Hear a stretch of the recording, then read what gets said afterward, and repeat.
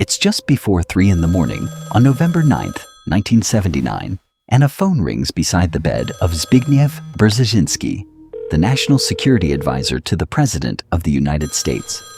The voice on the other end doesn't waste time on pleasantries. NORAD is reporting a massive Soviet missile attack. 220 missiles are already in the air, and their target is the United States of America. Brzezinski doesn't call his wife. He doesn't call for a car. He does the only thing that makes sense to a man who has seconds, not minutes, to think. He starts calculating how long he has before he needs to wake the President of the United States and recommend the launch of a retaliatory nuclear strike.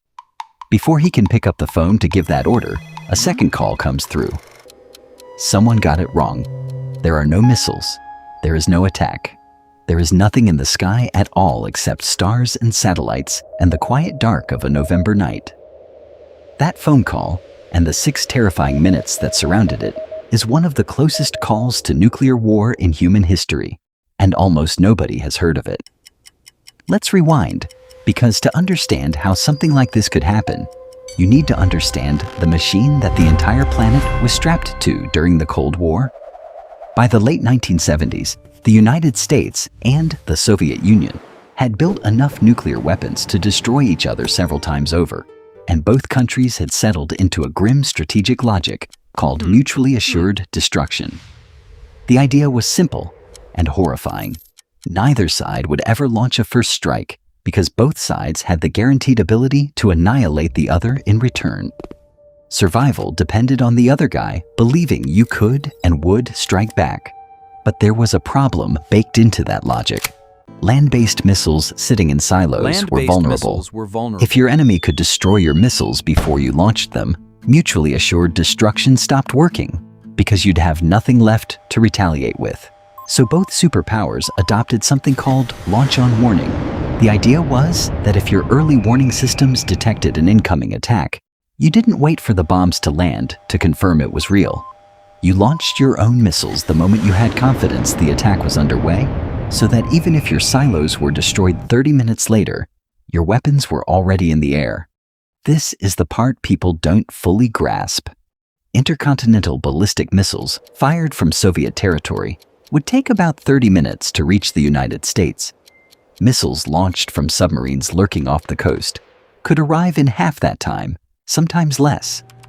That meant that the people responsible for America's nuclear response didn't have hours to verify what was happening. They had somewhere between 10 and 25 minutes to detect an attack, assess whether it was real, brief the president, and get a launch decision made and executed, all before enemy warheads could strike command centers and missile fields. 10 to 25 minutes to potentially end civilization, and the entire system rested on computers, radar operators, and satellite feeds functioning perfectly, every single time, forever. Deep inside Cheyenne Mountain in Colorado, carved into half-a-billion-year-old granite and sealed behind blast doors weighing 25 tons each, sat the nerve center of America's early warning system, the North American Aerospace Defense Command, known as NORAD. This was where data from missile detection satellites and a ring of early warning radars around the globe all converged, feeding into computer systems that were supposed to distinguish instantly and correctly between a flock of geese, a rising moon, and the end of the world. In September of 1979, NORAD had just brought a new automated missile warning system online at Cheyenne Mountain. It had been plagued by delays, cost overruns, and technical problems for years, so much so that government auditors had already recommended scrapping it entirely. To work out the kinks, NORAD technicians were running test and training scenarios on a separate computer, designed to simulate what a real Soviet attack would look like on the screens, so operators could practice their response. That test scenario simulated a large-scale, full-spectrum Soviet nuclear strike. Submarine-launched missiles, intercontinental ballistic missiles, everything an actual first strike would throw at the country. It was built to look completely real, and that was exactly the problem. Somehow, on the morning of November 9th, 1979, that wargame data got loose. It bled out of the test computer and into the live operational system, the one actually being watched by duty officers whose job was to tell the difference between a drill and Armageddon. And because the scenario had been designed for maximum realism, it didn't display as a handful of stray blips or a garbled error message. It displayed as exactly what everyone had trained for and dreaded for 30 years. 220 Soviet missiles, submarine and land-based, screaming toward the United States. Before you keep watching, if this kind of hidden Cold War history is the sort of thing that pulls you in, hit subscribe and tap that like button.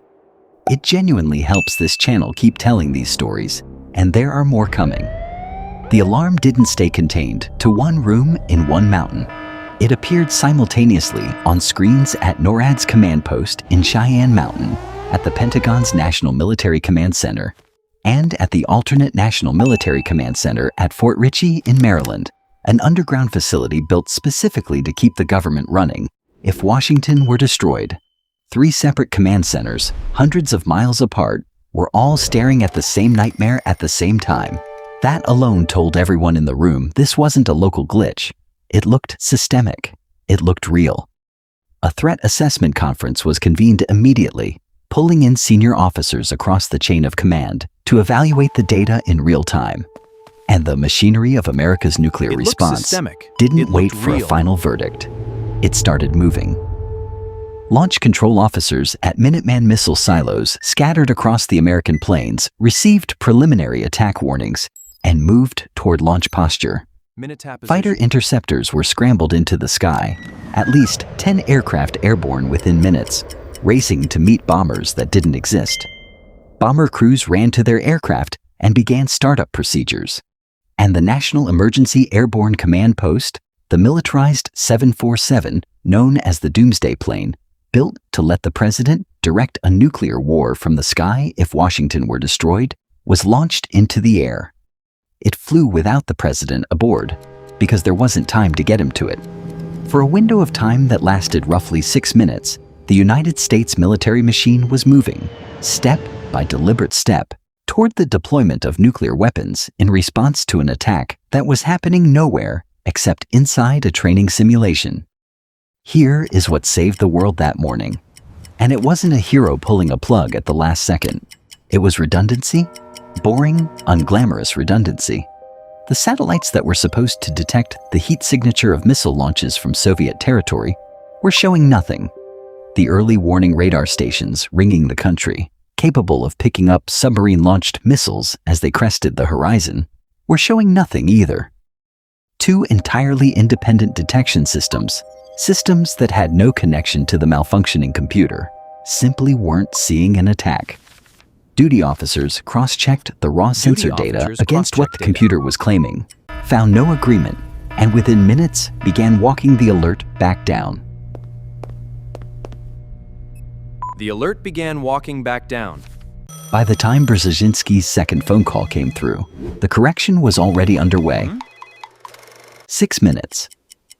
That's roughly how long it took for one of the most sophisticated militaries on the planet to nearly convince itself that nuclear war had begun, and how long it took smart, careful people to catch the mistake before it metastasized into something irreversible. You'd think that after a scare like that, every safeguard in the system would be hardened overnight, and to some extent, steps were taken.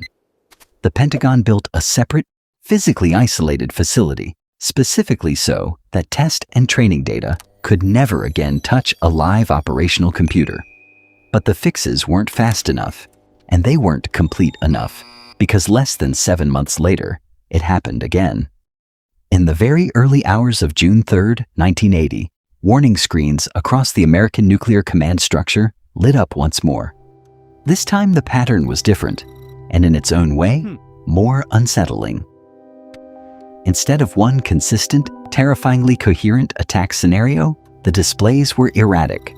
Screens would show 2 incoming missiles, then 0, then jump to 200. Different command centers weren't even agreeing with each other on the numbers. Once again, bomber crews manned their aircraft, and Minuteman launch crews received preliminary warnings. Once again, the Doomsday plane was readied. Investigators eventually traced the cause to something almost absurd in its smallness. A single faulty computer chip, worth about 46 cents, inside a communications processor at Cheyenne Mountain. That one failing component was intermittently injecting the digit 2 into the data stream where it didn't belong, turning routine status messages into what looked like the opening seconds of a Soviet nuclear barrage. It happened at least once more that same month, a smaller repeat of the same chip failure. NORAD's own commander-in-chief later admitted that the exact failure mode behind these incidents couldn't even be reliably reproduced for testing. Something in a machine, built by human beings, had simply gone wrong, in a way nobody could fully explain. And the entire planet's fate had briefly ridden on the outcome. The world outside the command bunkers noticed too. When word of the November 1979 incident reached Moscow, Soviet leadership was alarmed enough to lodge a formal diplomatic complaint with Washington over what they called the extreme danger of false warnings.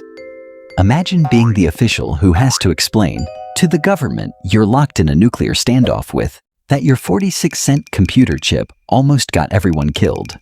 So what actually changed after all this? NORAD overhauled its testing procedures so training scenarios could never again cross into a live system undetected. Communication protocols between command centers were revised to add more verification steps before an alert escalated further up the chain. But perhaps the most important thing that came out of all of it wasn't a specific fix. It was the sobering admission from the Secretary of Defense himself that false warnings were essentially inevitable in a system this complex, and that the only real safeguard was human judgment, layered redundancy, and the willingness of officers under extraordinary pressure to say, "Oh wait, let's check again," before anyone reached for the button. These weren't the only close calls of the Cold War, not by a long stretch. Declassified documents, many now public through the National Security Archive, describe additional false alarms on both sides of the Iron Curtain across the decades.